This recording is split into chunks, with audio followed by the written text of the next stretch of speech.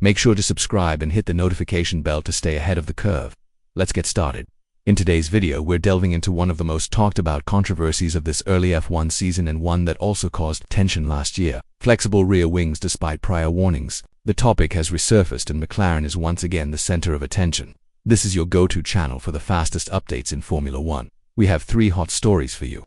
Let's go back to 2023, when the FIA made it clear that rear wings, in particular, would be closely monitored and that excessive flexing, particularly at high speeds, would not be allowed because it could result in aerodynamic advantages that are not within the allowed limits. This season, those warnings have become enforcement, and one of the first teams to be closely examined is McLaren. Their rear wing design has been heavily criticized by Red Bull, who claim that McLaren's wing flexes too much at high speeds. According to Red Bull, the movement creates a mini Doctor's effect between the rear flaps, something that's explicitly banned under FIA regulations. In response to such concerns, the FIA introduced stricter rules and testing protocols at the start of the 2024 season. The updated regulations now state that rear wing flex must not exceed 0.5 mm. To enforce this, the FIA enhanced its testing procedures, and reportedly, 4 or 5 teams had to make design adjustments to comply with the new standards. McLaren's wing notably passed the new tests, officially making their car legal under current rules. However, controversy reignited following the Japanese Grand Prix.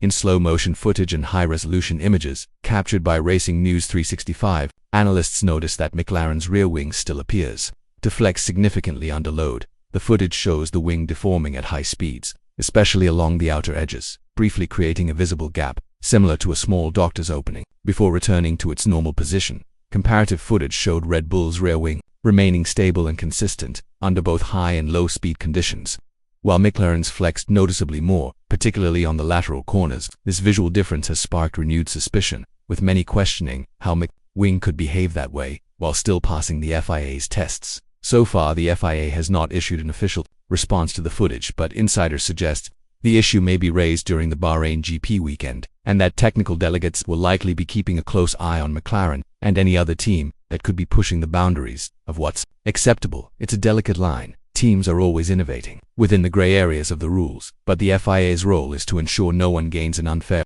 aerodynamic edge. If McLaren's rear wing is indeed flexing in a way that offers higher top speeds and improved grip through corners, it could offer a significant advantage, especially on tracks with long straights and high-speed curves. But for now, McLaren remains in the clear, at least officially so. What do you think? Is McLaren crossing the line and exploiting a loophole that the FIA needs to shut down, or are they simply being clever within the legal limits of the sport? Let us know in the comments. And if you enjoyed this in-depth breakdown, make sure to like the video, subscribe to Grand Prix and turn on notifications so you don't miss any of the latest developments on and off the track. The battle over rear wings may just be starting, and it could shape the dynamics of this championship. Big changes are coming to Formula One in 2025, and one of the most anticipated is the arrival of an 11th team on the grid: Cadillac, in partnership with Andretti Global. The team has confirmed that it plans to announce its driver lineup by mid-year, and according to recent reports, the list of candidates is already being narrowed down. Cadillac has made it clear they're considering 7 to 8 drivers, and the goal is to combine raw talent with experience. One of the leading names for the first seat is American driver Colton Herta, currently racing in IndyCar with Andretti. Herta has long been linked with a potential switch to F1, but one key obstacle remains: he still doesn't hold a super license, the mandatory credential required to race in Formula One. Whether he obtains it in time will be crucial for his candidacy. For the second seat, Cadillac is reportedly looking for a driver with Formula One experience, someone who has raced multiple seasons and can provide stability and technical feedback for a brand new team. The 2 frontrunners, Sergio Perez and Valtteri Bottas, both veterans, are approaching the final chapters of their F1 careers, but their names still carry weight, especially for a team looking to establish itself quickly. However, a new name just entered the conversation. During the Japanese Grand Prix weekend, highly respected journalist Joe Seward reported that Cadillac team members were spotted in conversation with Brazilian driver Felipe Drugovich, currently serving as Aston Martin's reserve driver. Drugovich has been actively seeking a race seat for the 2025 season, and now with Cadillac joining the grid, a golden opportunity might just be forming. There are a few reasons why this connection makes sense. First, Drugovich already has ties to Cadillac through other racing series, and some insiders believe he's a favorite within the team's inner circle. He's young, highly disciplined, and has logged thousands of simulator and test kilometers with Aston Martin, giving him a solid understanding of how a modern F1 team operates. That kind of knowledge isn't valuable for a new constructor, building its foundation from scratch. Additionally, compared to names like Perez and Bottas, Drugovich is a long-term investment. The veterans may have outlived their prime, but Drugovich is still developing, so giving him a chance now could pay off. In the upcoming seasons, Cadillac is reportedly carefully weighing its options, and no formal agreements have been signed yet.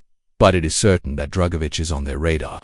Depending on how negotiations go, we may be entering the 2025 season with 2 Brazilian drivers on the grid, a first in many years. What do you think? Would Felipe Drugovich be a good fit for Cadillac? In their F1 debut season, should the team rely on seasoned veterans to mentor their initial steps in the sport, or should they rely on young talent? Let's keep an eye on this as the grid continues to change. Please share your ideas in the comments section, and remember to like the video, subscribe to Grand Prix, and enable notifications so you don't miss any important F1 stories.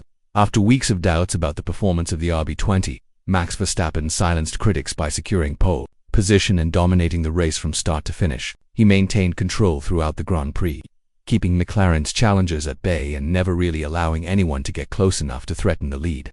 This strong showing was unexpected even for Verstappen, who admitted before the weekend that he wasn't confident in the car's overall potential. Now, with the Bahrain Grand Prix just around the corner, the big question is whether Red Bull has truly resolved its problems or if last weekend was an isolated success. In his media appearances this week, Verstappen provided some clarification. He acknowledged the strong performance in the previous round but quickly pointed out that the RB20 is still far from perfect. Verstappen stated that the car still has problems with tire degradation, particularly in race trim, and that performance it starts to decline significantly after the first few laps, primarily due to rapid tire wear. This weakness severely restricts their strategic options, preventing them from using more aggressive race plans that could otherwise open the door to greater advantages. Verstappen added that even when things go well early in the stint, it's hard to maintain a strong, consistent rhythm for an extended period of time. He said that if he finds himself behind another car and tries to attack the RB20 doesn't currently give him the confidence to push hard for several laps in a row, which leaves him vulnerable in crucial moments and unable to fully capitalize on overtaking opportunities. As for upgrades, Red Bull is not expected to introduce any major updates this weekend in Bahrain. While minor adjustments may be made to the setup or components, the core package remains largely unchanged, at least for the time being. This puts pressure on the team to make the most of what they already have rather than relying on new parts to close any performance gaps.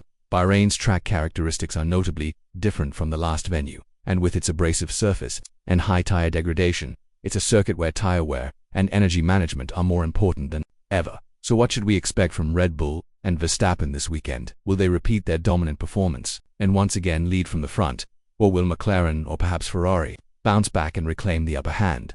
Let's not forget that in recent rounds, McLaren has shown serious pace, particularly in qualifying and medium to high-speed corners. If Red Bull's tire issues persist, McLaren could once again challenge for the win, especially if track conditions favor their setup. Either way, Bahrain promises to be a key indicator of where the title fight might be heading. If Verstappen can win again with an unchanged car, it may signal that Red Bull's consistency and driver skill are still enough to hold off the competition. But if McLaren comes out swinging, the momentum could quickly shift back in their favor. Now it's your turn. Do you think Verstappen can win again this weekend, or will McLaren strike back and take control of the championship battle?